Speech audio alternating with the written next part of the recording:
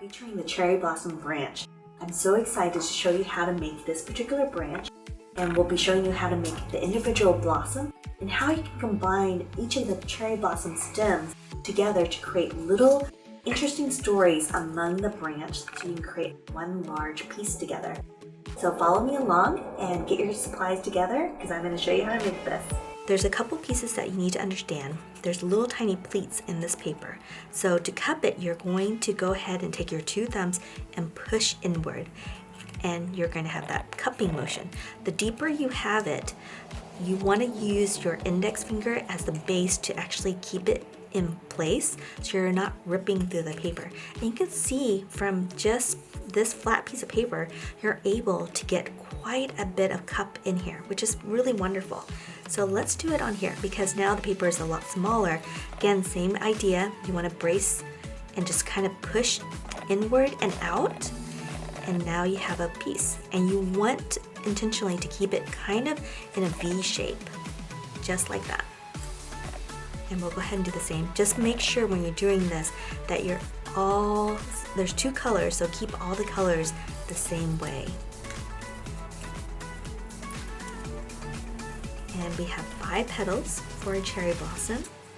And just that hint of color is the really fun part. So now that you have it cupped, we're gonna add a tiny bit of glue at the base. And you want just a tiny dab, otherwise it will get too much glue and it'll get really wet. And then you want to grab your stamen, and this is where you want to have where that stem is. This is how you're going to do this. So what I like to start where the end of the stamen is, which is right there. This will help seal the stamen a little bit more, and I like to add the stamen part just below the petal, so you have like maybe 1/8 of an inch down.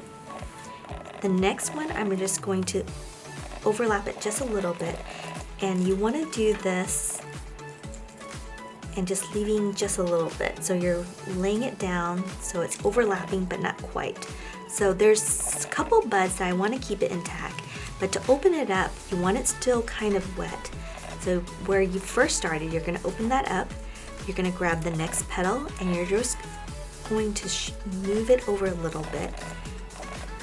And there is your cherry blossom. And it might take a little bit to move things around, but cherry blossoms are super simple to make, but it's the drying part. So things to keep